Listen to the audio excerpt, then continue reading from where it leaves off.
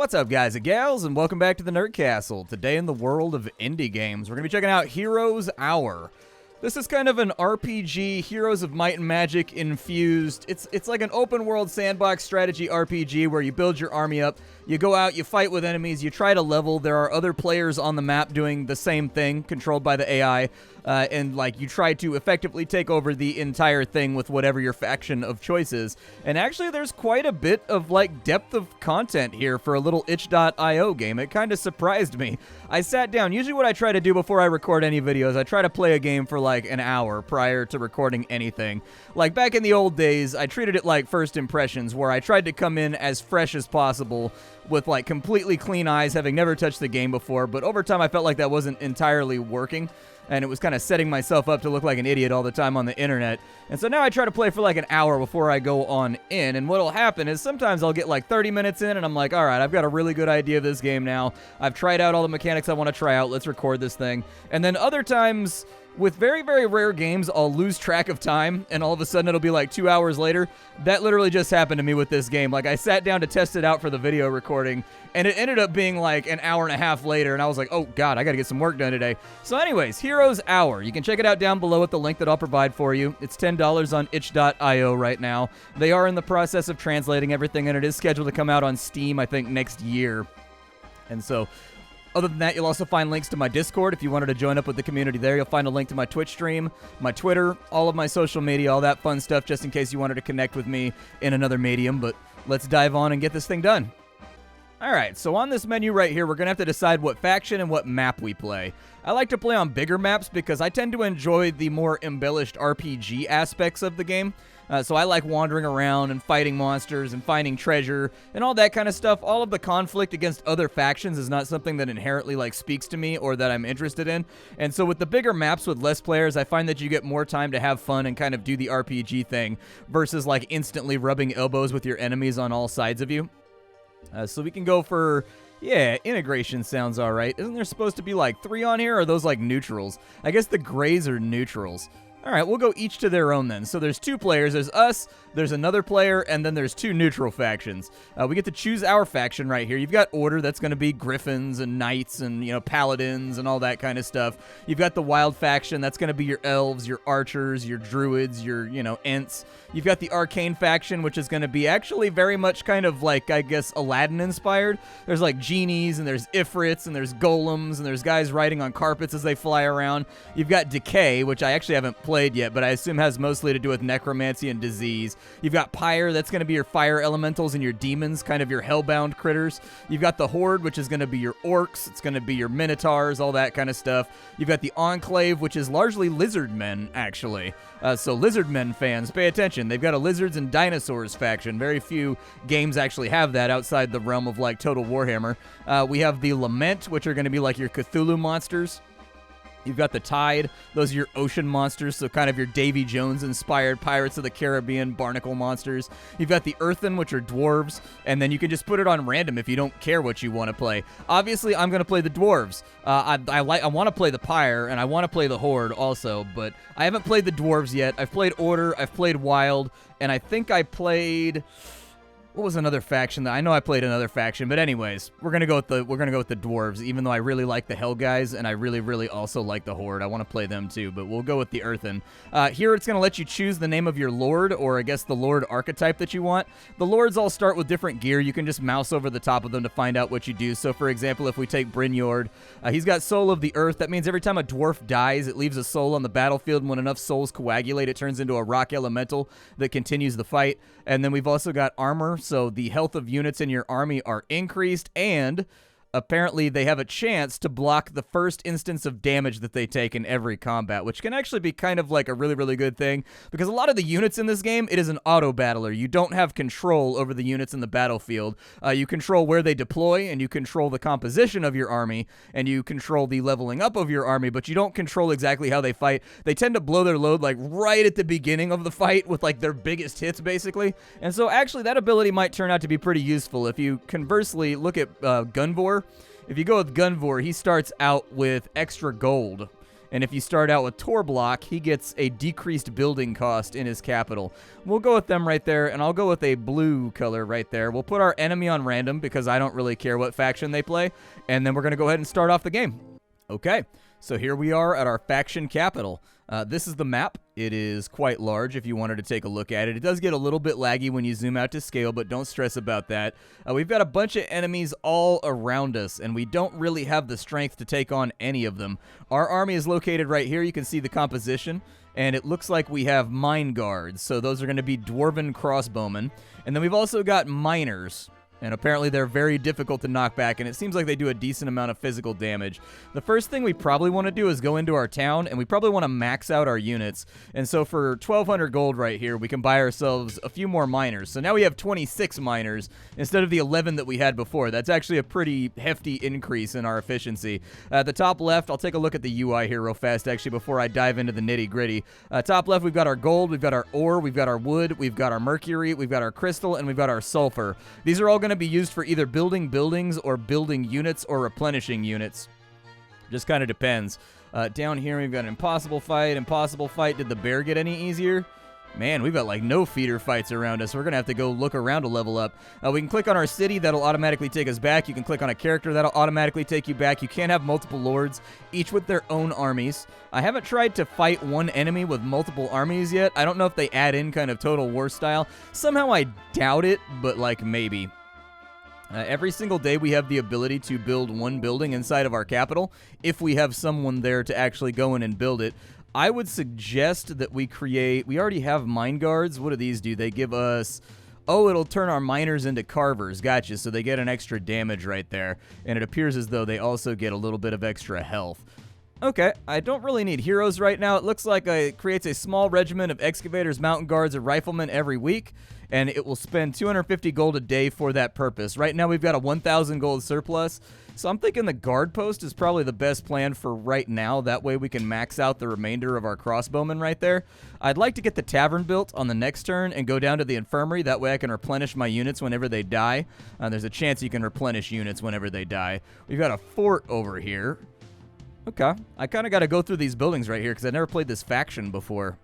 Okay, I've got a rough idea of where all the stuff is that I want to get after, but now that we've actually, like, doubled our unit supply, we may actually be able to fight something around here. Let's kind of head south. We've got our movement meter right there. You'll want to keep an eye on that. It seems like there's not a lot of easy stuff around to fight, though, which is really kind of unfortunate. Hey, there's an easy fight. I knew we'd find one eventually. That's going to be for a lumber mill. The lumber mill is going to allow us to get a free income of wood, basically, every single day. So I'm going to bypass my turn because we're out of movement. If you take a look at that right there, you can tell that it's out.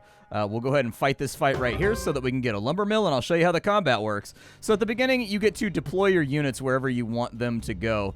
We obviously want our miners in front, we want our archers in the back, and then our hero can be kind of over here, and then we'll start the battle. On top of that, you can also cast spells, but it looks like as of right now, this faction does not have any spells.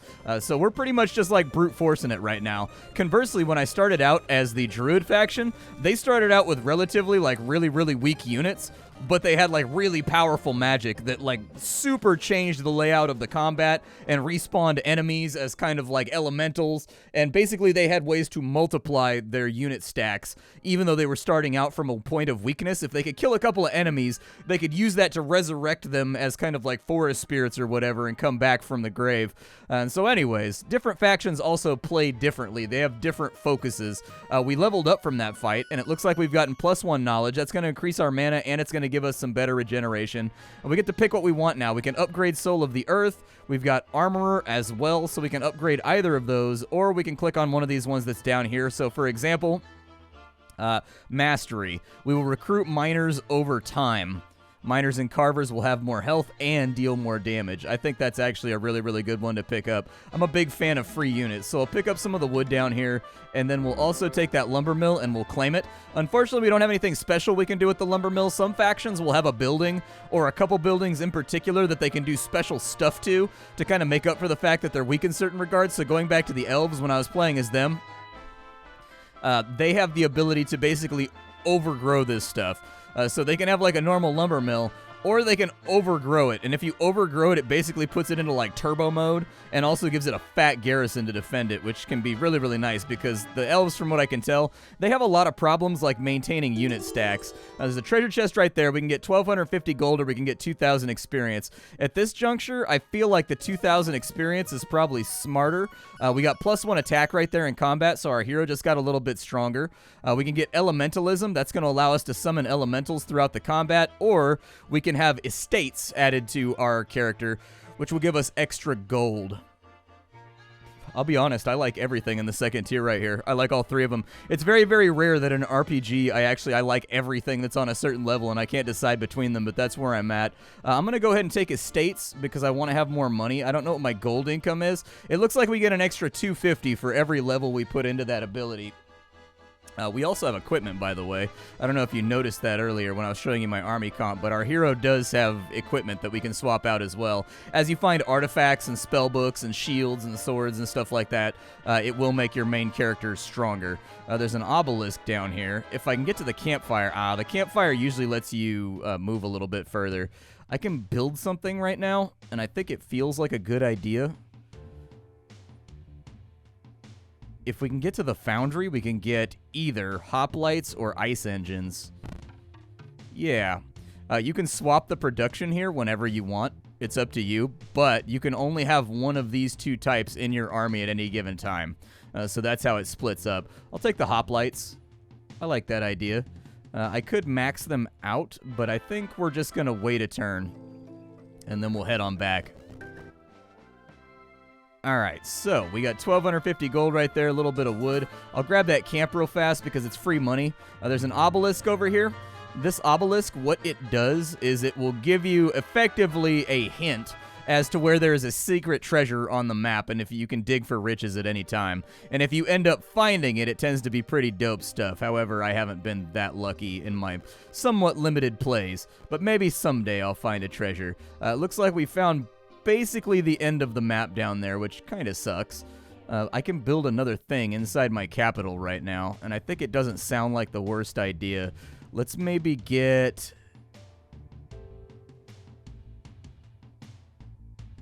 I don't know. We could upgrade our miners to carvers, and we do have wood, so that feels like kind of an easy upgrade because it doesn't cost us a whole lot to do that.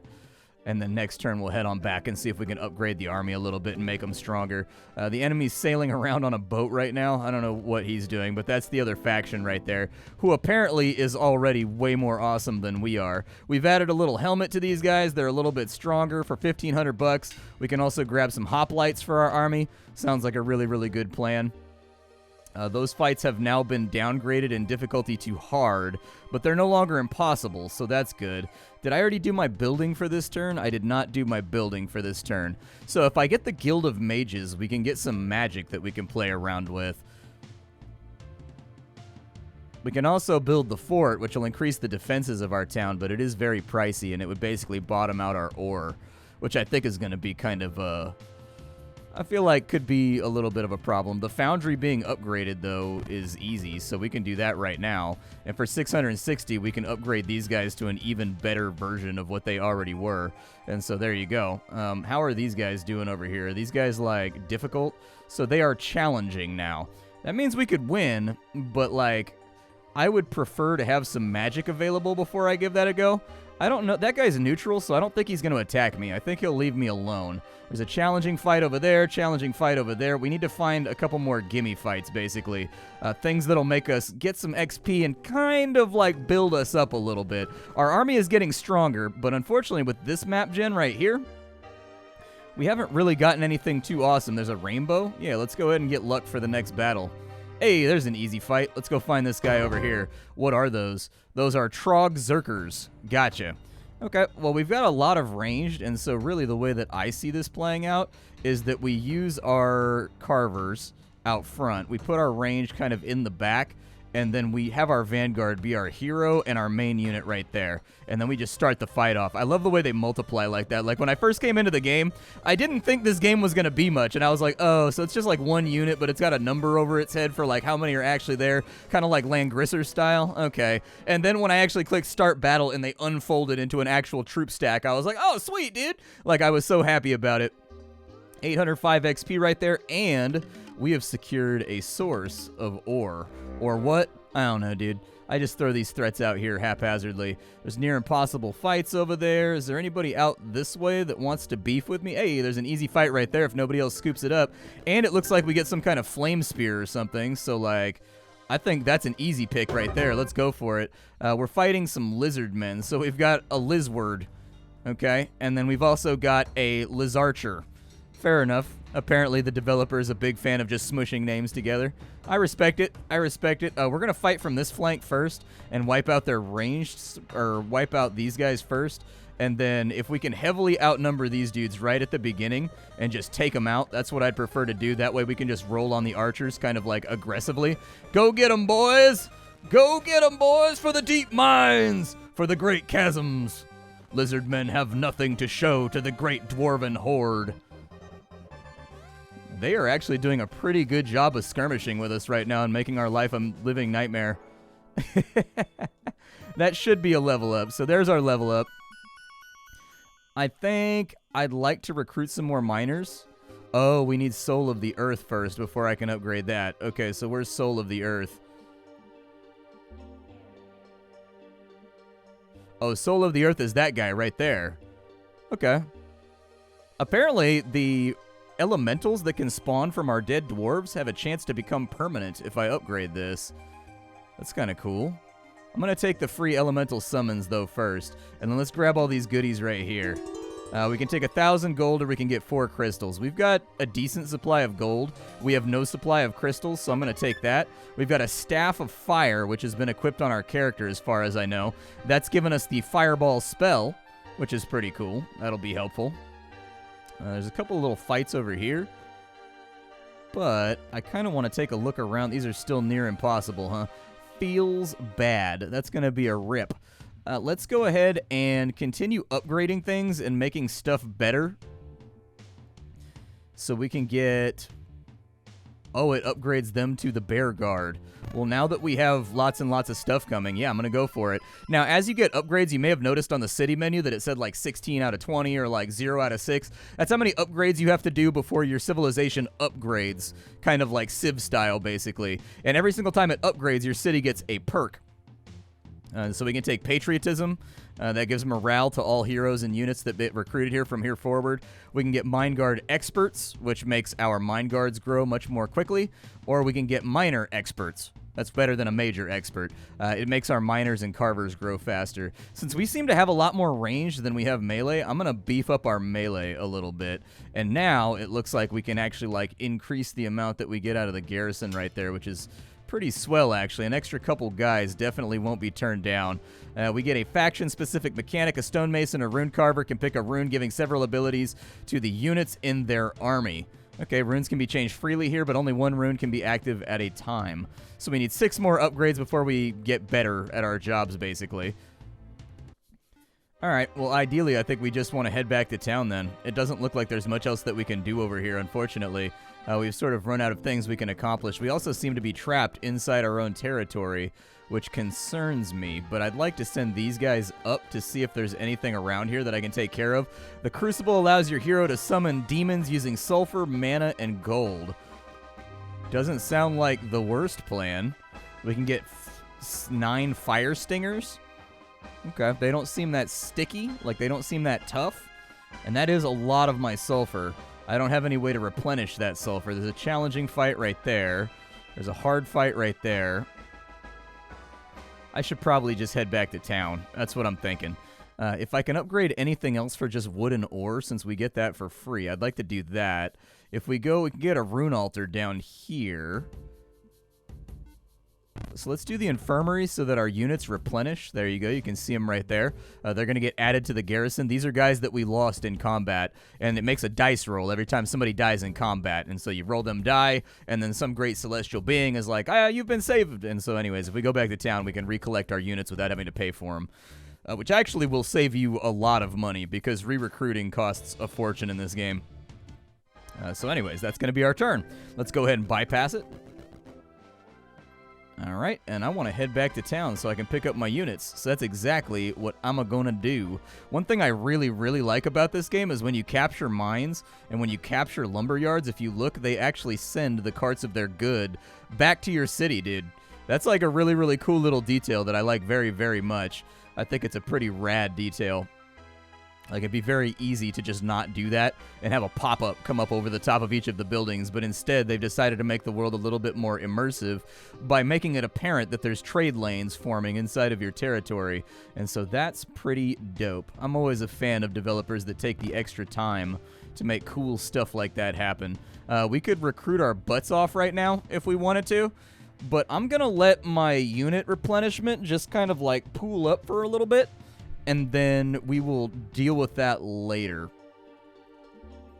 We also don't have a lot of money right now, and so unfortunately we are a little bit financially strapped. Let's go ahead and head back to town, and we'll pick up our units here.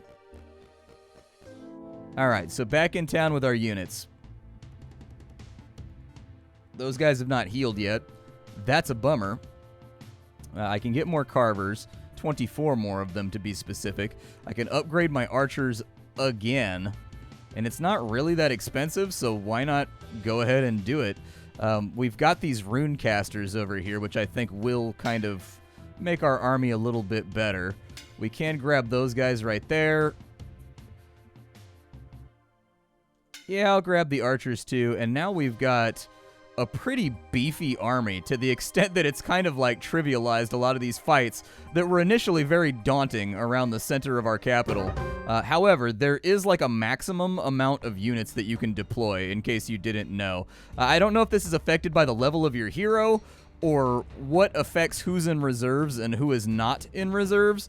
I haven't really gotten to the point where I figured that out yet, but there is a limit on how many units you can bring with you on a given fight. I don't know if it's determined by like the difficulty of the enemy, so you can't just like steamroll the map with ridiculous doom stacks, or if it's determined by your hero level, but I suppose that's one of those things we pay attention to. Yeah, let's get him with a fireball here right at the outset. There we go. Man, our army has gotten absolutely huge. You love to see it, man. You absolutely love to see it. We can give orders, too. Like, we can tell them to go places and do stuff. I don't really, because, like, with your initial deployment, it's fairly predictable what they're going to do. And so I don't stress about it too much, but it is a thing. Let's go ahead, and I need better armor to have better estates. All right, well, let's go with armor level 2 then. I need money. That's what I need worse than anything else, is I just need cash. Are we already out of movement? We're already out of movement. That's okay. I'm not going to build anything on this turn. I'm going to let my finances kind of like replenish for a little bit and get a little bit better taken care of. We got the rainbow for luck right there. We can take XP or we can take gold. I'm going to go ahead and take the gold for right now because we're a little bit strapped for cash. We've got like it looks like we've got some rebel dwarves down here. And it looks like we've also got what look like elementals maybe over on this side. We've got a moderate difficulty conflict with bears over here, and that directly gives us, actually, let's go fight these dwarves right here, because there's a double gold tile right there. I assume we're going to take some losses here, and there's just no way around that. Oh, they have to go back to reserves, gotcha. All right, so we're maxed out. It does look like this time around, last time I think it was 119, this time it's 121 units. And so it does look like it changes fight to fight. You guys go fight over there. You guys hold that area right there. You form a flank right there. And then you guys be right there. I'm going to drop a fireball on their back line right there just to start them off with some little spicy damages. They've done the same thing to me, so you saw him cast a spell right there. I would like to see some better sound effects on like some of the spells, and maybe like a freeze frame zoom, and then the spell goes off like in slow motion as a toggleable option, just to make it apparent that a spell has been cast when it's deployed, because sometimes the combats happen very, very quickly in this game, and I find that little things where it's like zoom, you know, it zooms in, slow-mo, explosion, units flying everywhere, zooms back out, fight resumes. Something like that happens in a very, very fast, like 1 to 2 second frame of time can really, really sell an immersive experience and also make the player aware of the fact that a spell has been cast. Because sometimes when opponents are just bombing spells on me, it's very, very difficult to figure out what happened. And so anyways, a little slow-mo like that with a zoom, and then an emphasis on the spell being cast with maybe the title of the spell at the bottom of the screen, and then back out. Basically like just a real 2 second type animation event, I think would help out a little bit right there too. I would like to make more money, yes, so let's get more money. It seems like gold versus mercury. I need the mercury. I'm going to take the mercury. We got a little bit of money right there, so that wasn't too bad. And then we've got the Tyrants Blade, which gives us +1 attack. That's in our backpack right now. Technically, we could take that instead of the fireball. I don't know what we actually get more mileage out of, but I will say this. Having a character that can, like, put down some damage is probably a good idea. And one of the little idiosyncrasies here is that it tells you have 3 attack, but it doesn't tell you specifically how much damage you deal. I don't know if damage and attack are like the same thing, but it doesn't tell you what 3 attack is. And so I don't know if we're like way weaker than all of our units. I don't know if we're like a hero unit. I don't know, unfortunately, from the context that I've been given. All right, so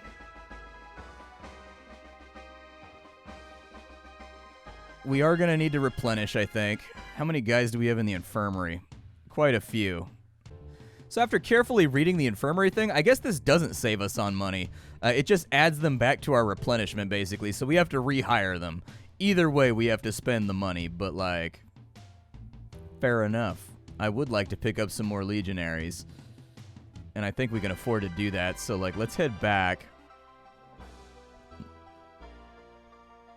We can almost get out of our territory and bust down that fort gate right there, which I think is one of the major things that you're expected to do as you play the game. We'll head back to town. We will max out these dudes. We will max out these dudes. We will absolutely max out those dudes. And then you guys can also come with me. There we go. And so now this fight becomes an easy fight. We have too many units on the battlefield. That's okay. I don't know if the reserve guys actually charge the field or not if you start losing. I have no clue how that works. But anyways, we'll put our melees kind of blocking all the major gaps so that our ranged can really get some work done here. And off we go. I fully expect to take some losses just because they've got some bigger, beefier units. And those bigger, beefier units have, like, magic spells and things that they can sort of hector us with. I'd rather not deal with the hectoring, but, like, the hectoring happens from time to time. We lost a couple of legionaries right there, but it's okay. We pulled the fight out, and we got 4,000 XP, which is going to be another level. Over here, we can go offense, so all of our units' offense will get better. So that's good. We got a knowledge right there, so we have a little bit more mana to play around with. I think I'm going to go with further elementalism. We've got a necklace right there. What did that do for us? So that necklace is going to give us +3 to our creature speed, so they're going to move faster in combat. We also got 1,000 gold, which I feel like is pretty good acquisition. If we go down here, we can stomp out these guys as well. I'll probably give it a turn or two. Our city is stalled out a little bit on development, but I'm okay with that if it allows us to kind of fill out the coffers and have a little bit more to our war funds, because ain't nothing more important in life than, you know, having them bills paid. Oh, I lost, like, all my wizards on that last fight. Weak. They must have had range dudes that really, like, messed me up. Okay. Well, let's block the gaps right there. We'll send a couple guys back to reserves. And we'll start it on off. This should be easy peasy. They got Minotaurs in here, like Minotaur Berserkers. It looks like they have what look like Medusas maybe or something like that. Or some kind of like snake ladies. Some Cthulhu monsters in the back. Hey, we got elementals too. Very nice. Let's see if any of these elementals stay in our army. Doesn't look like they did. You'll get a little plus sign right here if any of your summoned units decided to stay in your garrison after you defeated the enemy. It doesn't look like we're that lucky right now. We can go with warding, so there's a chance to ignore attacks by large enemy units. Okay, Midas Touch. When the hero attacks, they have a chance to turn enemies into gold. Yeah, let's do that. That sounds sick. I'll take the money. Our coffers are just the worst right now. They're not in good shape. But we are starting to clean out our little corner of the map and actually create like dwarven civilization over here where there's no threats and people are like fully free to walk the roads as they desire. I definitely dig that. I actually didn't expect to be able to make it all the way back to the capital on this turn. Pretty happy about that. We'll grab as many units as we possibly can. We got 13 guys in the infirmary. Unfortunately, we got to wait for replenishment. However, we can get enchanters, it looks like, which I think is an upgrade to the rune scribes. Yeah. We can get some spells, actually. Let's get some spells. We don't have any spells, so we got Summon Worms, and it looks like we've got Ice Ball, and it looks like we've got Corpse Explosion, and we've got Town Portal. So that's really, really nice. Every faction basically has access to different schools of magic, and as you level up those schools of magic, you'll get more and more spells. When I was playing as the elves, within like my first hour of gameplay, I had like 8 spells, and with different factions, you'll have different amounts of magic, but there does seem to be quite a large variety of things that you can cast at the enemy to kind of shift things in your favor. So anyways, altogether, actually kind of impressed with this one. This is Heroes Hour. It is a sandbox strategy game. Strategy RPG, I suppose. Very, very Heroes of Might and Magic inspired, obviously, with a little bit of Langrisser in there and some other stuff. I will see you all next time. Thank you for stopping on in. My name is Splattercat. I sift through the pile to find what's worthwhile in the world of indie games every single day, so you don't have to. We do have a second. We can take a look at the options menu. It looks like we can rescale the UI, which is actually good. You can smooth the text. You can play around with unit colors. You can make it so you move faster, slower. You can auto-resolve all combats if you want. So if you just want to play the game quickly and you're not interested in the combat, you're more interested in the civilization building portions, you can do that. But, you know, there will be more options, I'm sure, as the game develops, but for right now, perfectly serviceable for like a little $10 itch.io game. I think the pixel art is very, very pleasant. The sound effects, and I think the sound effects could be a little bit better for like the spell casting and stuff like that. The soundtrack is fine and serviceable. I don't hear anything wrong with it. It's not like the best thing I've ever heard, nor is it the worst. It's fine. It's perfectly fine. I find that the scale of difficulty is actually pretty decent too. You just got to kind of like look around for your fights and pick them one by one while slowly upgrading your city, and you'll be stomping before you know it and taking over locations. So yeah, I'm having fun with it, and I hope you will too. I'll see y'all next time. Don't forget to leave a like on the video if you enjoyed it, and that's all I got for you today. Bye-bye, everybody.